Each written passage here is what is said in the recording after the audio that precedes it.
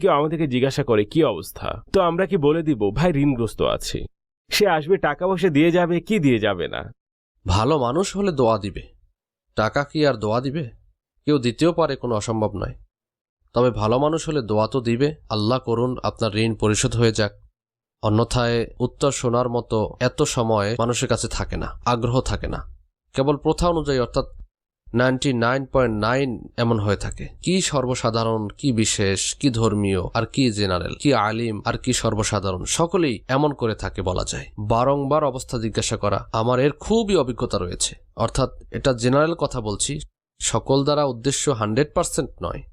তবে আমি নোট করেছি অধিকাংশ সময় এর দিকে খেয়ালই করা হয় না, অবস্থা জিজ্ঞাসা করেই যায়। আচ্ছা, যখন ফোন করবে তখন তিনটি কথা অবশ্য বলে থাকে। যদি কোনো ভালো মানুষ হয় তাহলে সালাম করবে, বলবে কি অবস্থা, তারপর বলুন। তৃতীয় কথা, শরীর ভালো তো? এই তিনটি কথা নরমালি মানুষ বলে থাকে কি আপনি অবস্থা। ফোনের কথা বলছেন, আমি এটাই চিন্তা করছিলাম। ভয়েস মেসেজে এখন যদি কয়েক ঘন্টার পর শুনেন অথবা 2 দিন পর শুনেন ভয়েস মেসেজ, আসসালামু আলাইকুম, কি অবস্থা, সব ঠিক আছে তো? আমার আম্মা অসুস্থ, আপনি দোয়া করে দিন। এ ব্যাপারে আমার তো খুবই অভিজ্ঞতা রয়েছে। এই কাজটিতে মানুষ অধিকল্পিত। আমি এটাকে নাজাইজ বলছি না, কেউ যেন এটা না মনে করে যে নাজাইজ অথবা গুনাহের কাজ, আমি এটা বলছি না। কেবল জিজ্ঞাসা করা হয়, কিন্তু সহানুভূতি থাকে না। সাধারণত অন্তরে এটা থাকে না, তার সহানুভূতির মানসিকতা থাকে না। এ কারণে এটা পছন্দনীয় না। সহানুভূতির মানসিকতা হলে বা এর কোনো ভালো নিয়ত থাকে অবস্থা জিজ্ঞাসা করার, কারণ মাঝে মাঝে অবস্থা জিজ্ঞাসা করলে মানুষের মনতুষ্টি হয়, বিশেষ করে রোগীদের। রোগীর শুশ্রূষা করার তো ফজিলত রয়েছে। কেউ যদি রোগী হয়, তার অবস্থা জিজ্ঞাসা করতে হলে রোগী মাঝে মাঝে বেচারা সামনে থাকে, ছটফট করতে থাকে, ব্যথা রয়েছে, এখন তাকেও, যাই হোক, কি করবে, কিছু তো বুঝে আসে না কি অবস্থা। এখন সে তো বলতে পারে না যে তুমি দেখছো না আমার কেমন করুণ অবস্থা আর তুমি জিজ্ঞাসা করছো। কেউ যদি বাস্তবেই কষ্টে থাকে, তাকে কি অবস্থা জিজ্ঞাসা করার পরিবর্তে কোনো দোয়া দিয়ে দিন। আপনি যদি ধার্মিক হয়ে থাকেন তাহলে কোনো কিছু পড়ে, যেমন সূরা ফাতিহা পড়ে অথবা দুরূদ পাক পাঠ করে তাকে ফুঁক দিন, আল্লাহ আপনাকে শিফা দান করুন, সান্ত্বনা দিন। মাঝে মাঝে মানুষের অবস্থা এমন হয় যে শারীরিক অবস্থা জিজ্ঞাসা করার মতো অবস্থাই থাকে না, অসুস্থ অবস্থায় পড়ে থাকে বেচারা, জানা থাকে, বুঝে আসে, অথবা কেউ অনবরত কাশি দিচ্ছে, তাকে জিজ্ঞাসা করা আপনার কি অবস্থা।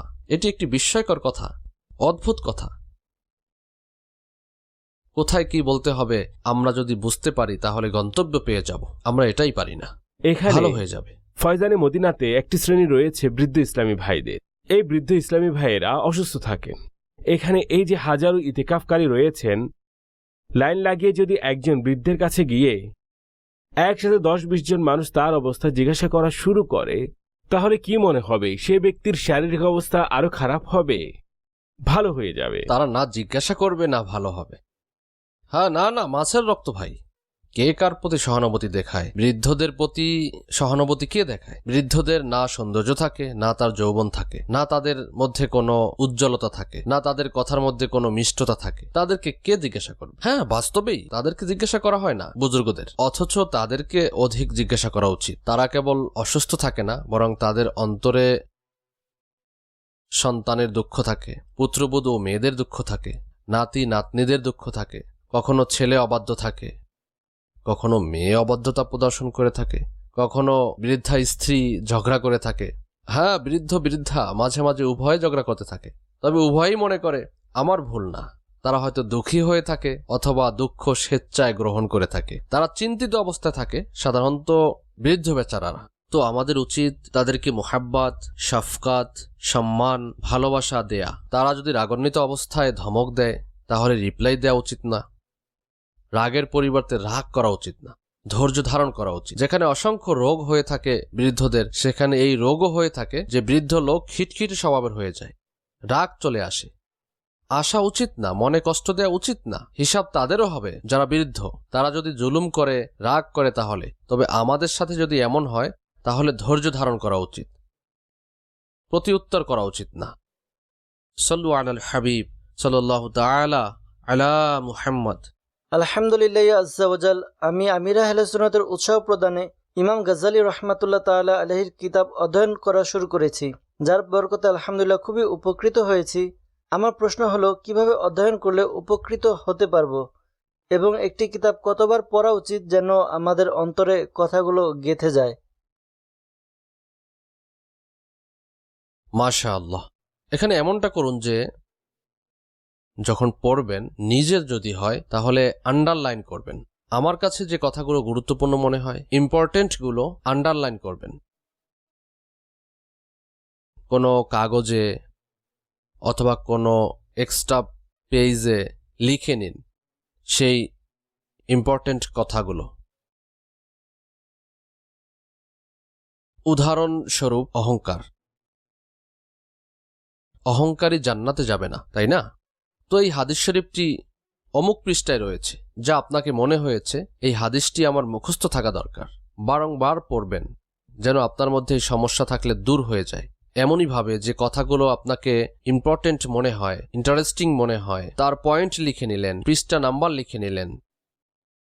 এর জন্য ভিন্ন পৃষ্ঠা তৈরি করুন। আর দাওয়াত ইসলামীর কিতাবগুলোর মধ্যে সাধারণত স্মরণ রাখার জন্য এসব তৈরি করাই থাকে। আর যদি না থাকে, কলম দিয়ে বানিয়ে নিন।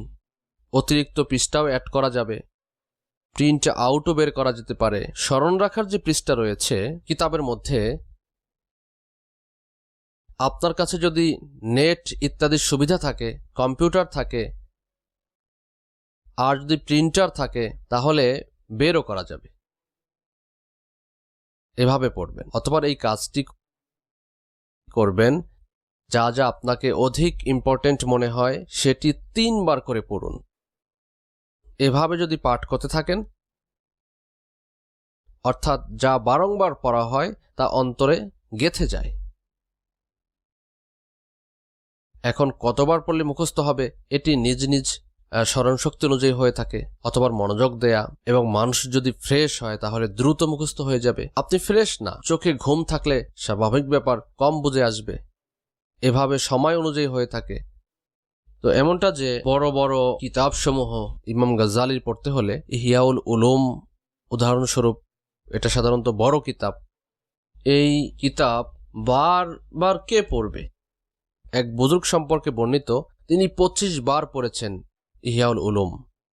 যদি একবার পড়ি তাহলে হয়তো এটা আমাদের মহৎ কাজ হতে পারে যে 5 খণ্ড ইহইয়াউল উলুমের অধ্যয়ন করা। তিনি এটি কিভাবে লিখেছেন? ইমাম গাজ্জালী রহমতুল্লাহ আলাইহি। যতটুকু সম্ভব এটা অধ্যয়ন করতে থাকা উচিত। সাল্লু আলাল হাবিব সাল্লাল্লাহু তাআলা আলা মুহাম্মদ। প্রশ্ন হলো যে ইবাদতে মন লাগে না, এজন্য কি করব? অন্তরের চিকিৎসা করা উচিত। আমাদের অন্তর অসুস্থ, ইবাদতে মন লাগে না, আত্মা অসুস্থ, সেটাও প্রশান্তি পায় না ইবাদতে। গুনাহের রোগ এভাবে লেগে রয়েছে। এরপর চিন্তা ভাবনা, বিভিন্ন টেনশন, দুনিয়ার ভালোবাসার মরিচা অন্তরে লেগেই রয়েছে। তো এখানে এই সকল কিছুর মিশ্রণের দ্বারা আমাদের ইবাদতের মধ্যে মিষ্টতা পাই না। এ সকলের চিকিৎসা করা খুবই কঠিন কাজ। নিজ সম্পদ দান করা আল্লাহর রাস্তায়, এটা কে করবে? এখানে আমরা যদি 100 টাকা 200 টাকা দান করে দেই, আমরা মনে করি খুব বেশি দিয়ে দিয়েছি। দুনিয়ার কোনো জিনিস ক্রয় করতে গেলে পকেটে 100-200 টাকা থাকলে আমরা মনে করি এটা তো খুবই কম, এর দ্বারা কি এইসব ক্রয় করা যাবে নাকি? টাকা বেশি থাকা দরকার। এই দিক থেকে আমাদের অবস্থা খুবই করুণ। এর চিকিৎসা একটু কঠিন, তবে আমাদেরকে করতে হবে অন্তরের চিকিৎসা, তখনই মন লাগবে। সাল্লু আলাল হাবিব সাল্লাল্লাহু তাআলা আলা মুহাম্মদ। হযরত সাইয়্যিদুনা ইমাম হাসান আর হযরত সাইয়্যিদুনা ইমাম হুসাইন রাদিয়াল্লাহু তাআলা আনহুম এর বয়স মুবারকের কত বছর পার্থক্য ছিল? ইমাম হাসান মুজতাবা রাদিয়াল্লাহু তাআলা আনহু এর শুভ জন্মসাল 15 রমজান 3 হিজরি। আর সাইয়্যিদুনা ইমাম হুসাইন রাদিয়াল্লাহু তাআলা আনহু এর শুভ জন্মসাল 5 শাবানুল মুআজ্জাম 4 হিজরি। এই অনুযায়ী ইমাম হাসান রাদিয়াল্লাহু তাআলা আনহু 10 মাস 20 দিনের বড় ছিলেন, অর্থাৎ কমবেশ 1 বছরের পার্থক্য ছিল, 1 বছরের কম বয়সের পার্থক্য ছিল এই দুই ভাইয়ের মাঝে।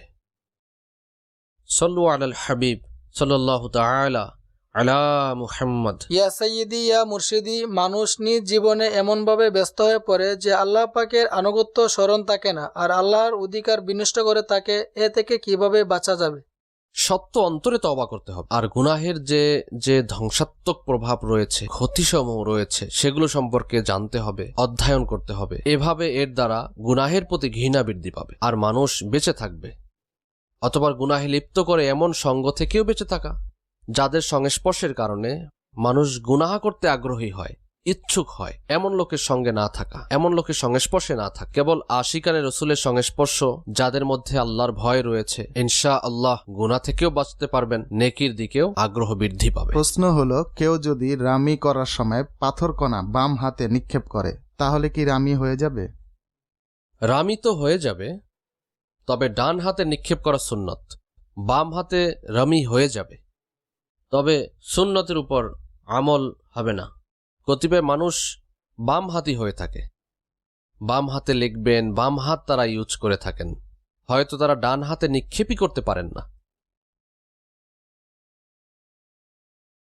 হ্যাঁ, এখন যদি বাম হাতি হয়ে থাকে, তারা অপারগ, তাদের বাম হাতে নিক্ষেপ করতে হবে। যারা লেফটি তারা রাইটি হয়ে যান, অভ্যাস তৈরি করুন। লিখাও ডান হাতেই উত্তম রয়েছে।